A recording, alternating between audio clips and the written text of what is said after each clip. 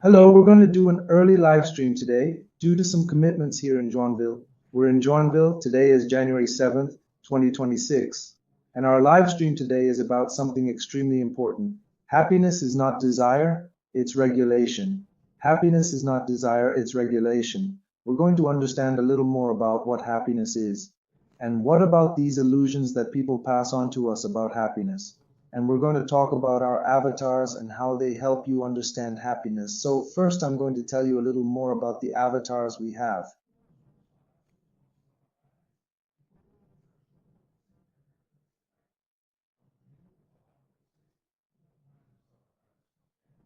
And how do we envision improving what happiness actually is? Happiness is something very abstract. We hardly ever grasp it. Everyone talks about happiness, and it becomes confusing, and you don't really know what happiness is. But today we're going to do something like this, almost 5 steps to show what happiness is. The first thing about happiness, we're going to use two avatars, Tech Aura and Braille. Tech Aura is the following. It's an extended interoception. What is Tech Aura? It's an avatar that has a measurement, a vision.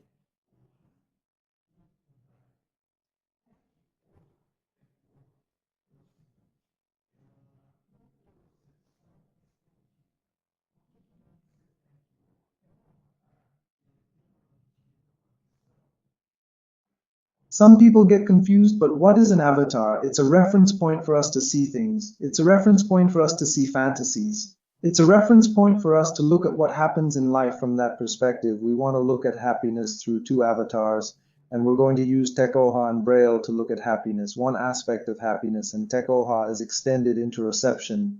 What is extended interoception?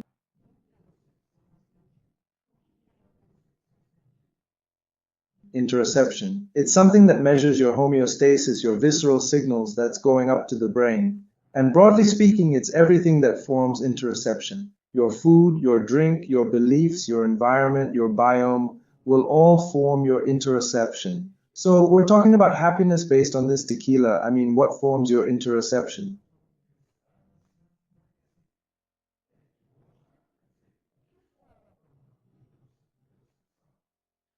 Interoception, for example, is when visceral signals travel up to the brain and the axon travels up without myelin. So your beliefs can come and attach themselves to the middle of the axon. Some words, some passions, some ideas, some news can come and build something up, give you a stomach ache, for example.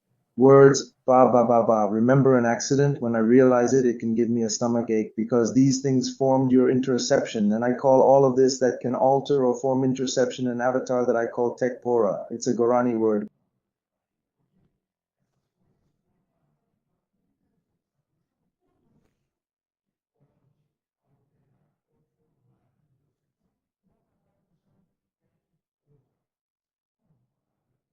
Guarani. So look at that. And it's very comprehensive. It's because you're going to the middle. You come from the middle, okay? And I use this extension for interoception. And Braille is brain biochemistry. Blood, neurons, oxygen, glucose, brain biochemistry. So we're going to look at happiness first from these two. Then we'll have two more and two more. And then we have the following statement. Happiness doesn't arise from the pursuit of pleasure nor from desire.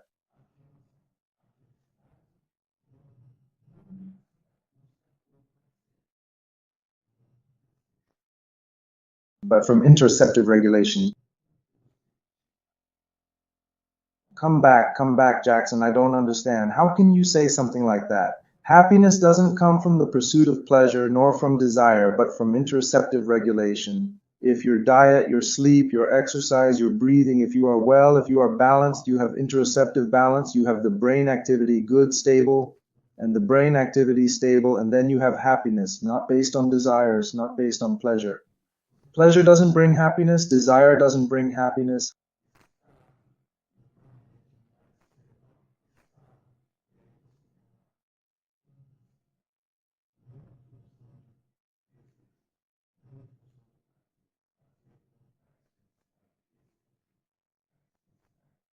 How long have we been lost in the desire to be happy?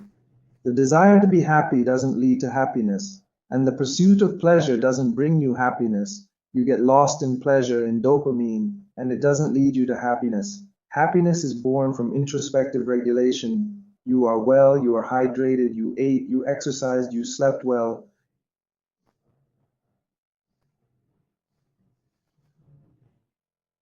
You're doing well, so your introduction is good, you're happy. It's not a pressure to seek pleasure or desire things. You're happy, you're doing well. When the body is regulated, the mind is clear.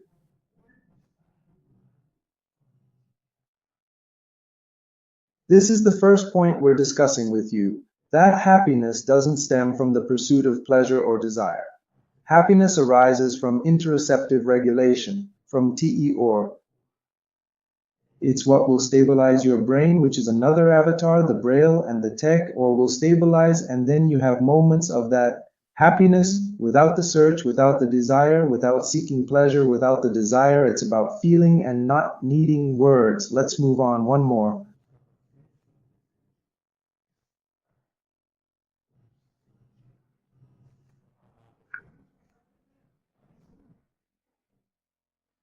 Before words, there is the body. Words help to express life, but they cannot govern the body.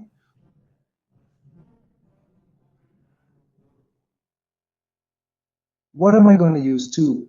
The battle is very strong, William, and Ian, all our emotions, the emotions that come, the emotions courses are short, the emotion comes back, gives an emotion from where fear, some emotions today, from fear to even joy, there's an emotion, but it falls quickly, Ian. This emotion in the air is you, this brain state that can change from more fluctuating consciousnesses.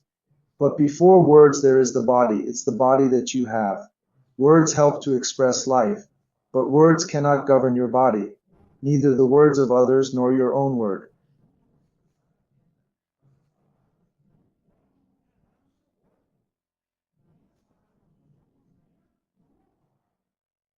Because if the body is governed by words, it will try to adjust itself outside of the interruption. Happiness will then be depleted. You'll lose your happiness and the words will stick. It has to be this way, you have to believe this way, you have to do this way. And then your body will say, whoa, hold on, I'm going to lose my balance, I'm going to lose my happiness. You don't need to explain everything. That which feels right to feel good. You don't need to explain everything you feel to be okay. You feel some things and you don't have the words. So what happens? You're getting good sleep, exercise, drinking water, eating well, and you're okay. And that doesn't mean you have to talk about how you feel to be okay.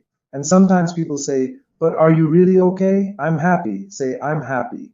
Because if you start searching for what you feel, you become anxious. You start to lose sight of happiness by explaining your state of well-being. You are okay.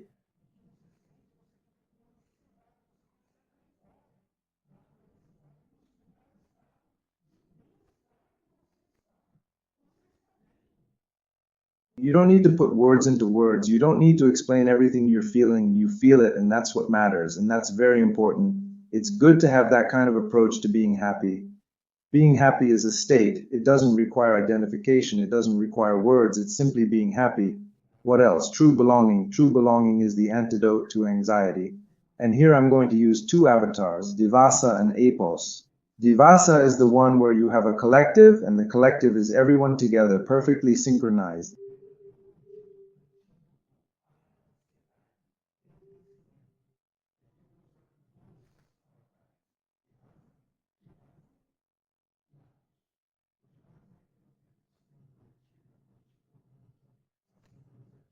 And apos is when you perceive yourself within an entire environment outside of yourself.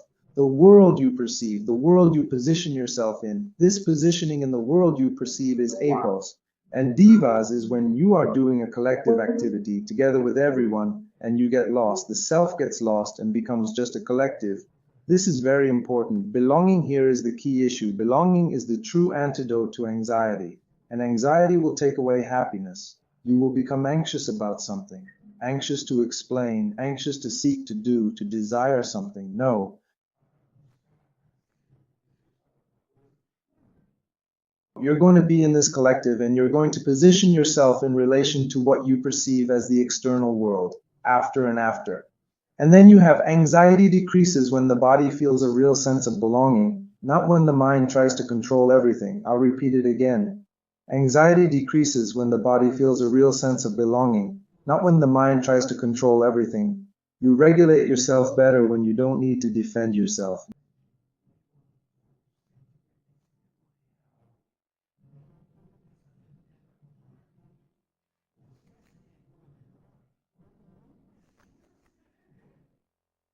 Man, belonging, that's what belonging is. You belong to yourself. You're not in the mood to defend yourself. You belong to this environment. Happiness is right here in the middle. And this sense of belonging eliminates anxiety. Isn't that beautiful? Another point, happiness isn't about thinking positively.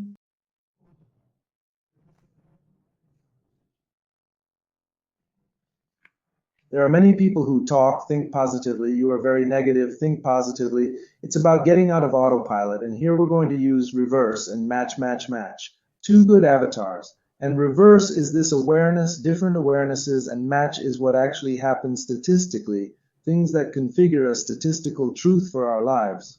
The problem isn't thinking negatively, it's not perceiving how the brain is operating. Why?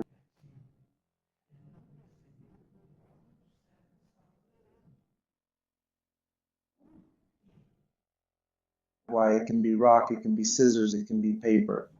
When you realize how you're operating, scissors is when you're cutting, registering, doing the things that need to be done. But suddenly,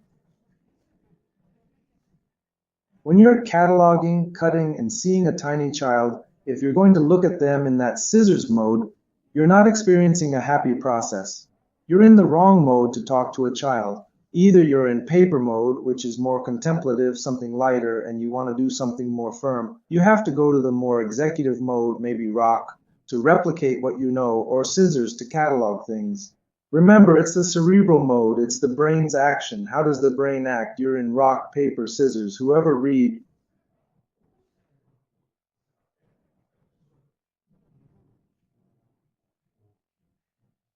Daniel Goleman's book will show you. He says the following: think fast and think slow. Think fast is the stone mode, replicating what you know. And think slow is the treasure mode, going there to analyze, to probe things.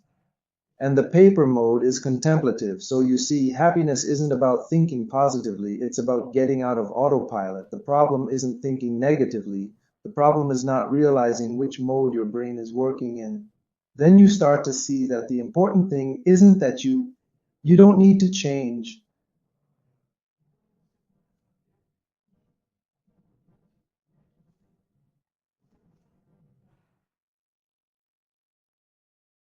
You need to know what mode you're in. Change the mode. You don't need to change yourself. Change the mode you're in. Are you scissors? Are you rock? Or are you paper? Understanding this, happiness has an extra dimension. It's not about positive thinking. Now I'm going into scissors mode. Now I'm going into paper mode, contemplation, zone two, a greater openness, and that's a greater happiness.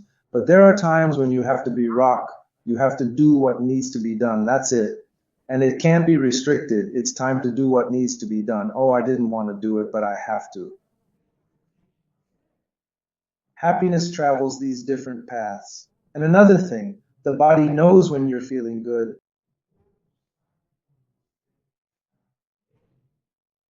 The body knows when you're okay. It's the body that knows. And here I'm going to use Dana and I'm going to come back. Dana is an avatar and tech, damn it.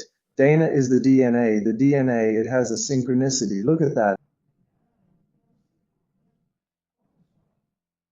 It adjusts to external and internal noises, and it observes and finds balance. The loss of happiness is the loss of this internal homeostatic balance of interoception and proprioception. That's why I'm introducing Dana and Tekoha. Your DNA has an expression, a way of acting from the cell to your entire body, and Tekoha is precisely all this interoceptive formation that you have. So the body knows when you are well, the body knows.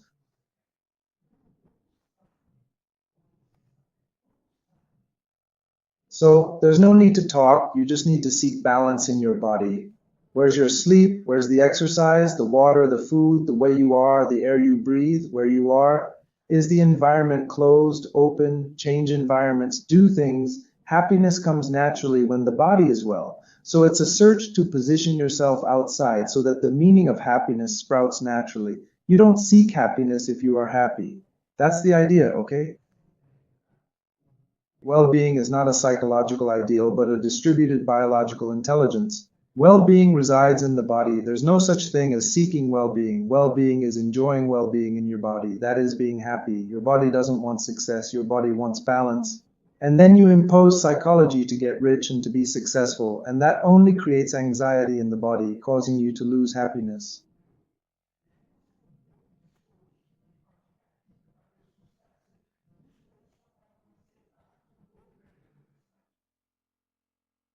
So you have to have balance in your body, and happiness emanates from that, giving you mental clarity.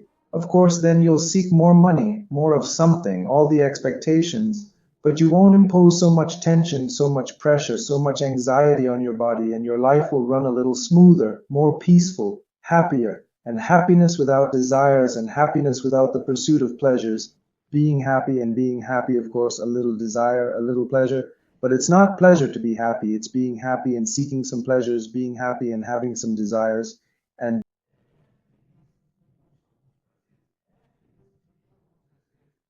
don't get lost in terms of psychology, in words, trying to identify with words what should be felt by the body, by the DNA, by the heartbeat, by the body, by your positioning, by the variables of consciousness that you have. So, folks, that's what I wanted to leave you with. Pay close attention. Happiness is not a desire, it's regulation. You regulate your body, and happiness emanates naturally. I wish you happiness. And with these little rules, a little more water, shade, exercise, sleep, by regulating, you are happy.